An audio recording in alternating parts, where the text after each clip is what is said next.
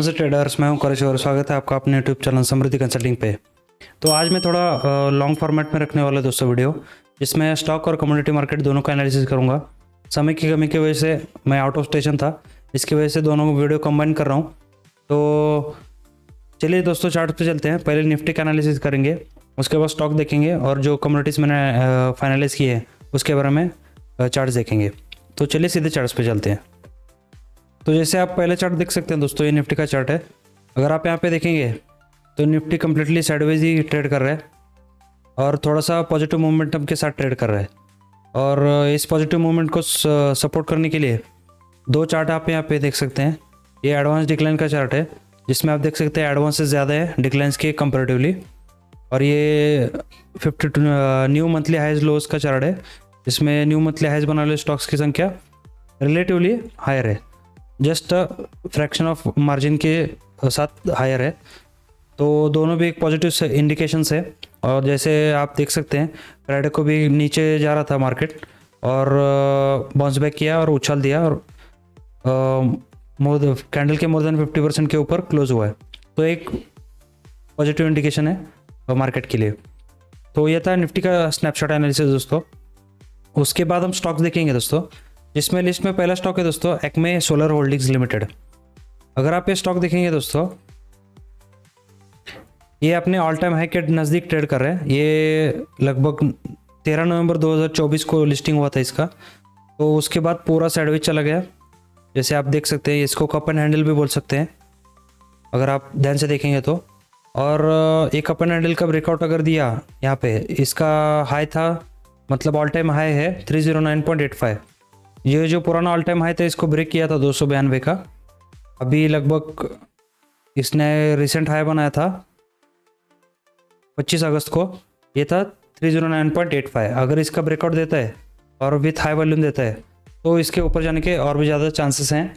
और अगर रफली हम टारगेट कैलकुलेट करेंगे तो जो मेजर्ड मूव का हम टारगेट करते हैं, ब्रेकआउट से पहले जितना रेंज था उतना ही अभी 124 रुपये का रेंज है।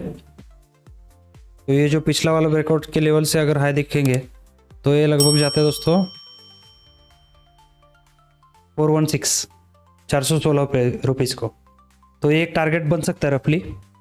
और दूसरा इंडिकेशन है दोस्तों पॉजिटिविटी का इसमें।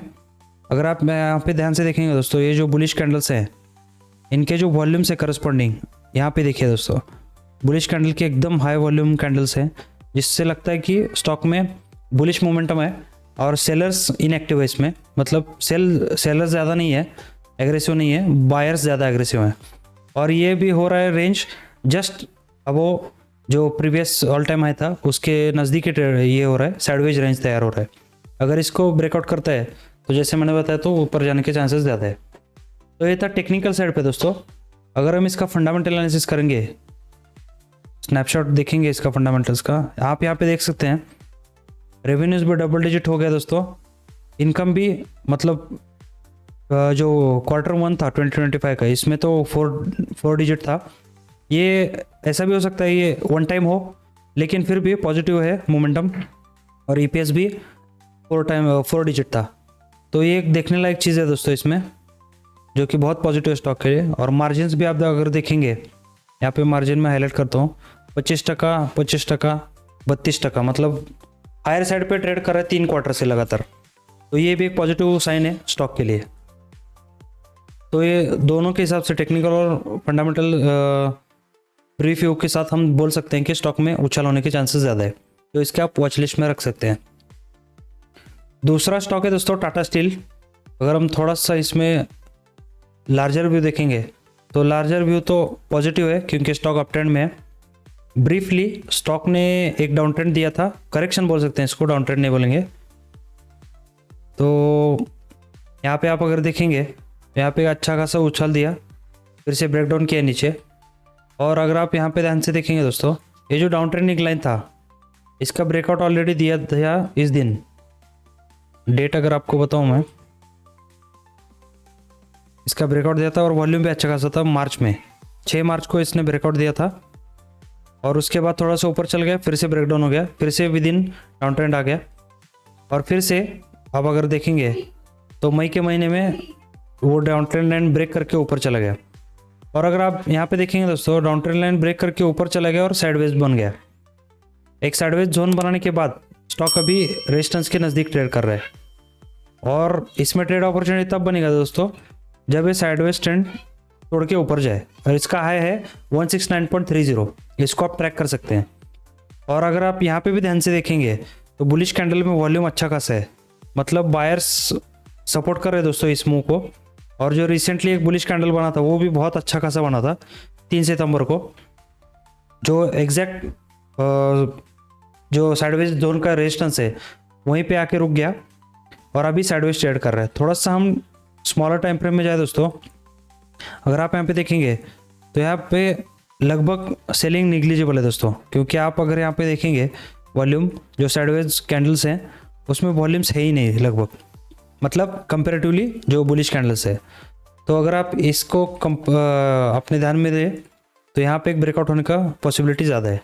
और फर्स्ट टारगेट तो बनेगा 184.60, और उसके बाद अगर ऑल टाइम हाई का ब्रेकआउट करता है तो उसके बाद हम एनालिसिस कर सकते हैं आगे के लिए। तो ये भी आप वॉच लिस्ट में रख सकते हैं। और इसका अगर आप फंडामेंटल एनालिसिस करेंगे दोस्तों ब्रीफली, तो यहाँ पे 4% मार्जिन है, पहले 2% था, लगभग डबल हो गया मार्जिन। ये अगर आप देखेंगे मार्केट कैपिटलाइजेशन स्टॉक का, यहाँ पे आप देख सकते हैं तो 2 ट्रिलियन का मार्केट कैपिटल है रुपीज़ में। तो थोड़ा सा इसमें मोमेंटम स्लो होता है दोस्तों जो लार्ज कैप स्टॉक है। अगर आप पिछला वाला एक्मे सोलर होल्डिंग का देखेंगे तो इसका 179 बिलियन रुपीज़ है। तो कंपेरेटिवली इसमें मोमेंटम ज़्यादा हो सकता है क्योंकि ये रिलेटिवली स्मॉल मार्केट कैपिटल रहता है। I am not talking about small cap, smaller market capitalization size compare to Tata steel. तो ये आप देख सकते हैं दोस्तों। और अगर इसका हम फंडामेंटल ये स्टेटमेंट देखेंगे दोस्तों, तो यहाँ पे आप अर्निंग देख सकते हैं। रेवेन्यूज में निगेटिव ग्रोथ है, लेकिन आप अगर अर्निंग्स देखेंगे तो इसमें पॉजिटिव ग्रोथ है दोस्तों, क्योंकि मार्जिन जैसे मैंने बताया आपको डबल हो गए थे। तो रेवेन्यू लगभग साइडवेज है, मतलब -2% है, फिर भी मार्जिन बढ़ने की वजह से अर्निंग्स बढ़ गए स्टॉक में। हम ये एक सिंपल एनालिसिस कर सकते हैं ये इनकम स्टेटमेंट देखने के बाद। तो फंडामेंटल और टेक्निकल में ये दोनों भी स्टॉक अच्छे बैठते हैं दोस्तों, इसको आप ट्रैक कर सकते हैं। तो ये था हो गया मार्केट का ओवरऑल एनालिसिस दोस्तों, और 2 स्टॉक मैंने जो आइडेंटिफाई किए हैं। इसके बाद हम चलेंगे कमोडिटीज एनालिसिस की तरफ दोस्तों। तो लिस्ट में पहला है नेचुरल गैस दोस्तों। अगर आप यहाँ पे देखेंगे तो ओवरऑल अगर आप देखेंगे तो नेचुरल गैस का पहले हम देखेंगे तो overall larger trend down trend है नेचुरल गैस का। और इसके बाद अगर हम स्मॉलर टाइम फ्रेम में जाए